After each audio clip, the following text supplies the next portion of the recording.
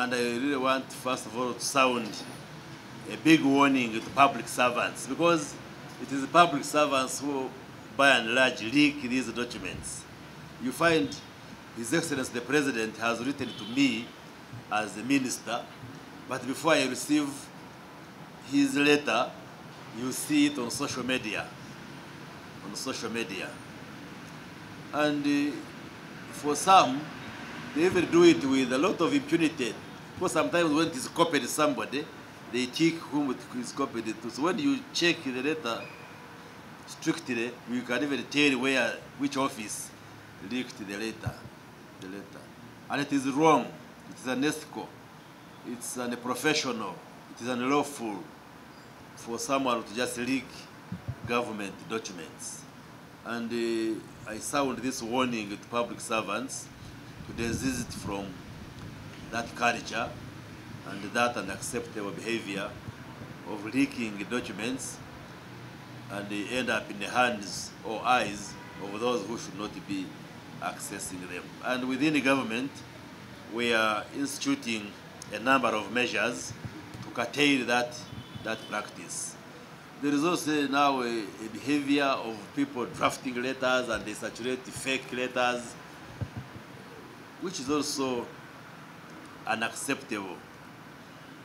Without going into details of what we are doing within the government, but we are taking all the measures possible to make sure that we minimize or eliminate those leakages, that we are trying to improve how to handle government communication and government documents.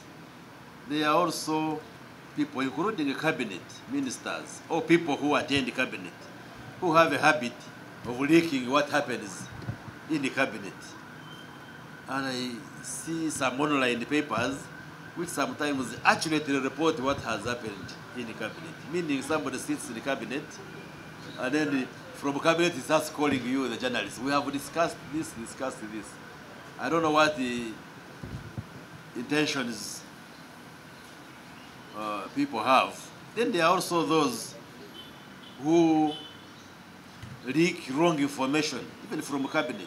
The other day you heard the speaker saying, cabinet is engaging in idle talk. Now I said, and the cabinet was discussing that the members of parliament received bribes. I was not in the house that day. I would have clarified that, first of all, I attended that cabinet she was referring to, and the issue of parliament receiving bribes could never surfaced in the deliberations in the cabinet. But somebody deliberately called the speaker to misinform her, and even her in the unguarded moments, she brought it on the floor, just causing communication confusion that is not called for. But that one I will address cabinet in their own forum. Whether it is the cabinet members or it is the public servants who attend the cabinet, we are also carrying out an investigation with a view of establishing who exactly gets excited with the cabinet proceedings and tries to call the media, to call non-cabinet members, because the cabinet proceedings are protected. That's why I come here, the Minister of Information, to highlight some of the issues which we discuss in the cabinet. And if you listen to me carefully, I say I'm giving you some of the issues we have discussed. I do not come to communicate each and everything that cabinet has discussed, but together with the cabinet secretariat, we tease out what we tell the public. So why would somebody who had the privilege of sitting in the cabinet just rush to tell an online publication that we discussed this? And I don't know what the people want. So there is a lot of indiscipline and gross abuse within the public service, but also within the citizenry, we the citizens of this country, and we need order, we need discipline, especially when it comes to communication. So what Mr. Katunji is raising, the issue of leaking government documents, government communications, is an extremely serious issue which we are investigating together with the Minister for Security and our ministry, but also we are putting in place a number of safeguards and measures to ensure that we cure that disease.